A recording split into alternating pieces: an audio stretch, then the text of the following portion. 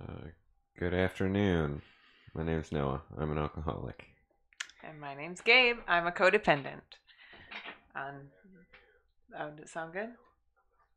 Yes, Good. it does. Sorry, we're doing a little sound check because our last video, if you see it up there, has some real sound issues. And I think we've got it remedied now. Oh, I've got to mute mine so we don't hear. Double. Yeah. Look at that, man. Look at my mustache. Ooh, I like it. Woo! Mm-hmm. Does it look good on stream? It I can't does. see, but It's pretty nice. I believe you that it looks good. Okay, so Do you want to start with a serenity prayer? sure. All right. God, God, grant me the serenity to accept the things I cannot change, the courage to change the things I can, and the wisdom to know the difference. Amen. All right. So today is the value of the past. Spirit hands. The first hand, whoa, look at that. The first hand experience in all phases of illness and recovery is of unparalleled therapeutic value. We are here to share it freely with any addict who wants to recover. Most of us came into the program with some serious regrets. We had never finished high school, or we had missed going to college. We had destroyed friendships and marriages. We had lost jobs, and we knew that we couldn't change any of it. We may have thought that we'd always be regretful and simply have to find a way to live with our regret. On the contrary, we find that our past represents an untapped gold mine the first time we are called on to share it with a struggling newcomer. As we listen to someone share their fifth step with us, we can give a special form of comfort that no one else could provide, our own experience. We've done the same things. We've had the same feelings of shame and remorse. We've suffered in the ways only an addict can suffer. We can relate. And so can they. Our past is valuable, in fact, priceless. You gonna fall asleep over there? In fact, priceless, because we can use all of it to help the addict who still suffers. Our higher power can work through us when we share our past. That possibility is why we are here, and its fulfillment is the most important goal we have to accomplish. Just for today, I no longer regret my past because with it, I can share with other addicts, perhaps averting the pain or even death of another. True. Powerful. Mm-hmm. That's like step 12, right? Like carry the message of recovery. It's sharing our experience, strength, and hope. It's why we go to our group meetings and why we do this stream. Um, yeah, I mean, when I think about, being a newcomer and going to like my first Al Anon meetings, what I was desperately looking for was someone who could relate to my pain. And I mean, that's like the power of the program is that everyone there can, in one way or another. It doesn't have to be the exact same story, but so much of the suffering is the same. Um, and I just think it's really powerful. I mean, Mm-hmm. I think the past is infinitely valuable. Like this, reading isn't like new news to me, Mm-hmm. because I use my past even personally, like all the time, to tell the story of myself to myself. When I'm working on um, old patterns or character traits that have been harmful, that haven't worked for me, then the past is where I go to look and see where I went wrong, what didn't work in the past, and try to figure out how I can do things differently. Um, and then of course sharing that with other people, and even like getting feedback too. Other people can sometimes see things in our story as we share that we don't even realize. I often will have people in my group say, oh, I never thought of it like that. Or I had something similar happen to me, and here's what I did. So it's just this like all these different perspectives, and we help each other. Right. Um, and it's not, I guess, somewhat different perspectives, but also uh, almost feeling like the same perspective and sharing the feelings like, oh my gosh, they feel just like I do, and feeling more comfortable being uncomfortable. Mm-hmm. Right.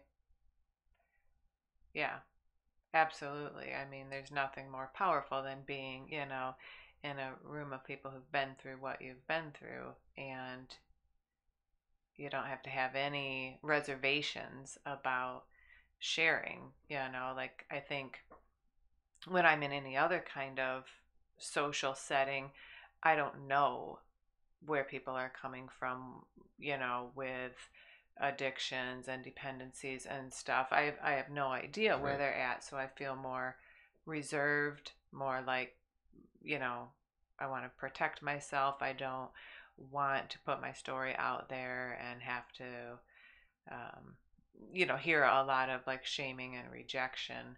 Mm. And, maybe there's a point in recovery where we're strong enough to do that.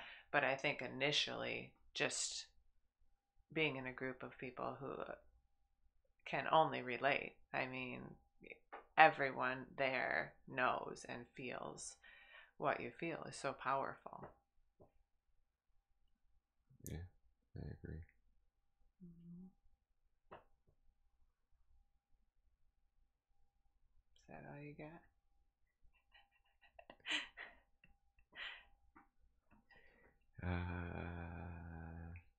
I mean, we haven't been on this stream for a while. I know. It feels good to be back. It does. Wouldn't you say? Mm-hmm. And Yeah. hopefully doing more. Hopefully doing more with the church. Mm-hmm. Yeah. Yeah. I mean, if you do follow our lives to any degree, we've had like a bunch of, we have both of the kids' birthdays are in March, so we took a trip to a nearby water park. I don't know Which what else we've had. We've had, I guess we can talk about that too, because there was a lot of alcohol there, and I oh, felt right. very uncomfortable, Mm-hmm. and it was really hard Mm-hmm. seeing other people drink to that extent, Mm-hmm. so early in the day. It's like, oh my gosh, like it felt like, oh my gosh, that would be me.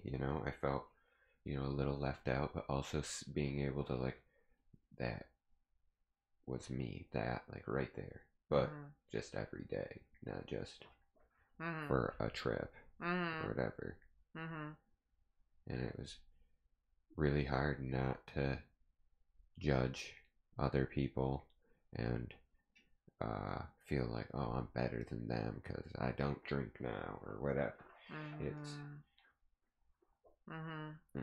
I don't know, it was hard. Yeah. Yeah. I know. I mean,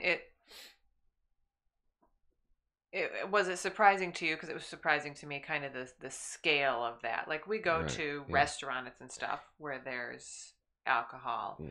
I think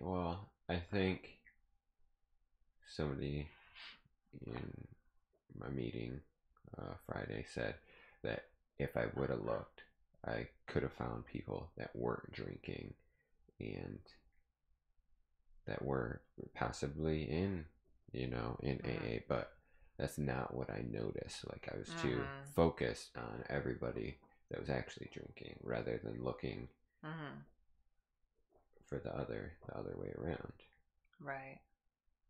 Yeah, I guess you're right. It's that, the concept of the brain filtering, just like what you're hyper aware of, which is going to be Hmm. alcohol. Like, I had some hyper awarenesses there myself, and um, it was a lot of work for sure.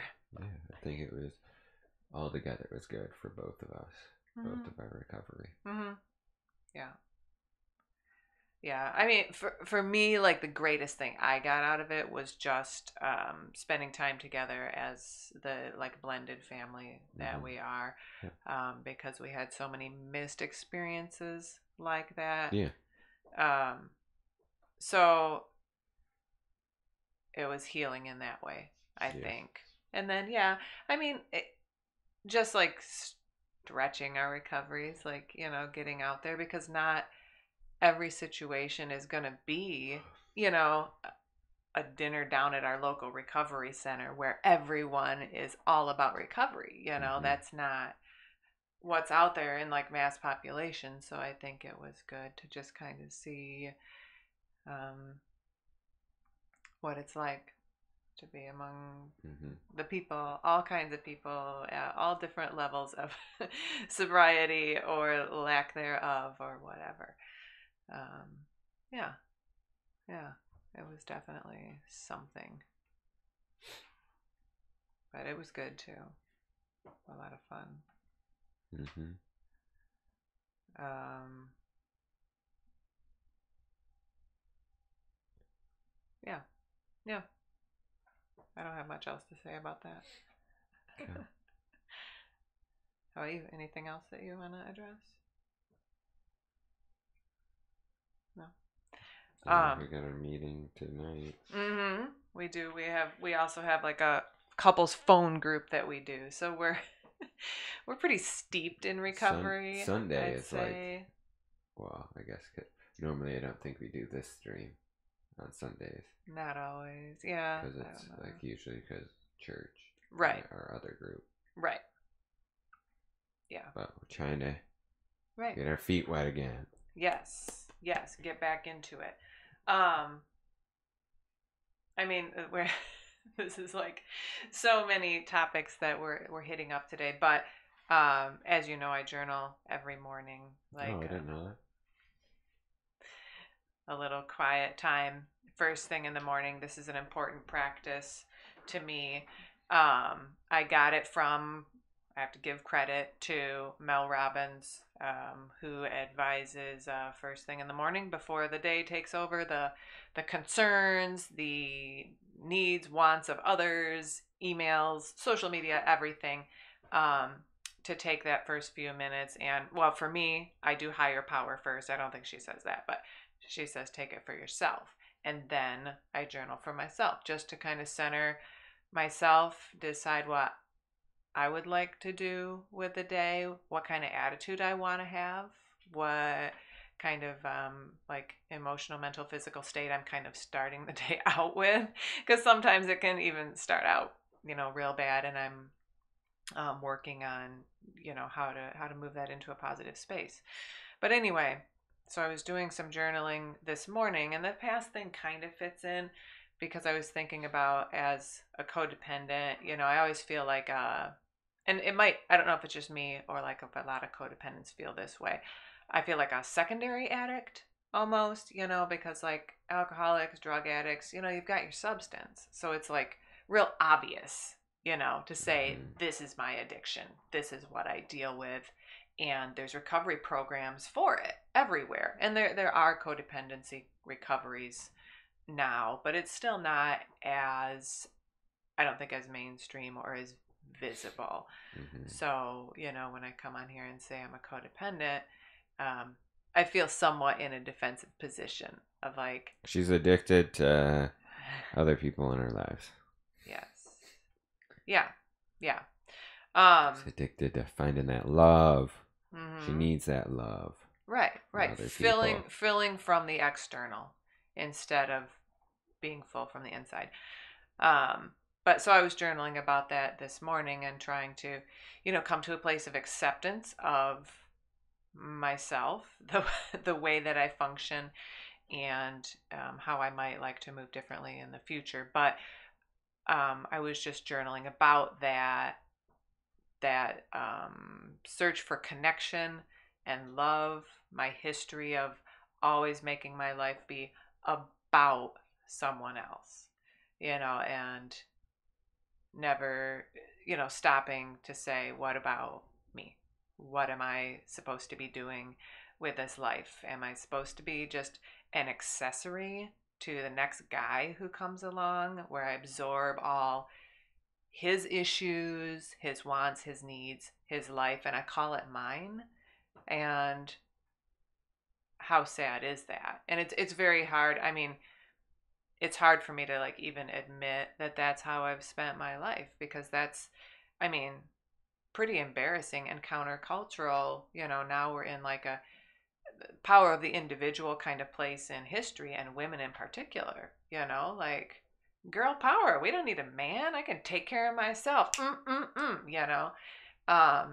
So I think it's really hard to admit, like, I've spent a majority of my life dependent on men, in one way or another, because like, it can be, family and stuff, my father, my brother, um, so trying to develop what is healthy interdependency, and um, and hold on to what is really me, like figure that out and keep that intact, which I think is challenging, being with an addict, because that's like a whole thing.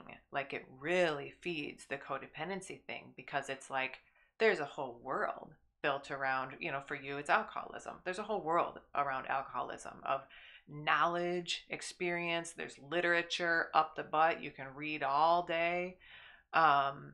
So it's really hard to, you know, to find that place where we intersect, where I do want to know about your disease and I want to be supportive, and yet I'm a whole person with a whole life and whole inner world of my own as well, and I don't want to lose that to, everything that you are, which is equally important, and a person of your own. So that's just what I was journaling about. I think you could have summed that up just with the last sentence you just said. It would have been like over like that.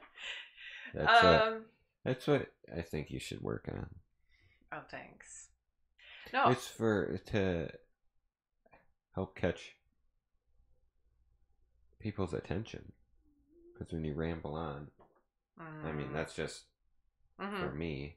I tend to drift off and then not know what you're saying. Right. And not everybody's like me. They're not. Well, not everybody's like you, and not everybody's like me. So I think there's benefits to both. Short and sweet, and a little more wordy, a little more like explanation or whatever. But I fully acknowledge your gift for simplifying, breaking it down to like a real simple concept, a few words.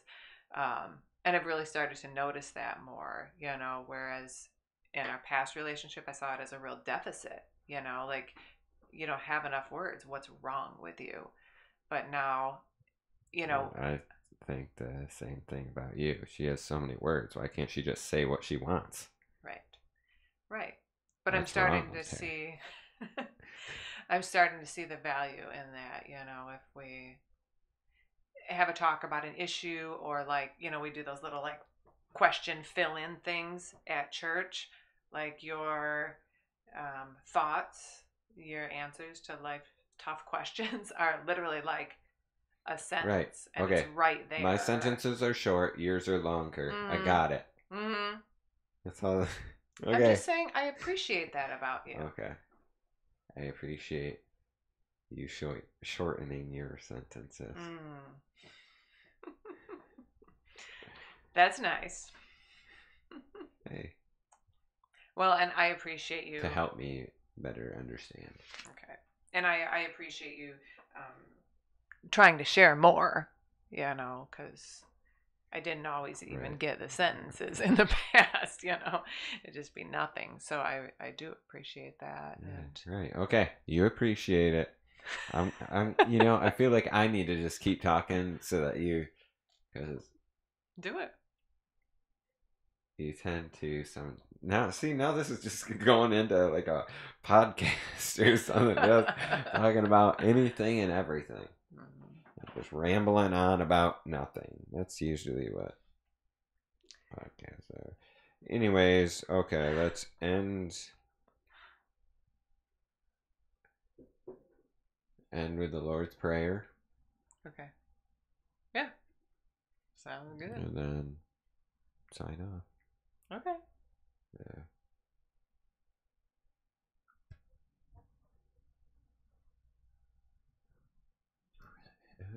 Who brought me to sobriety?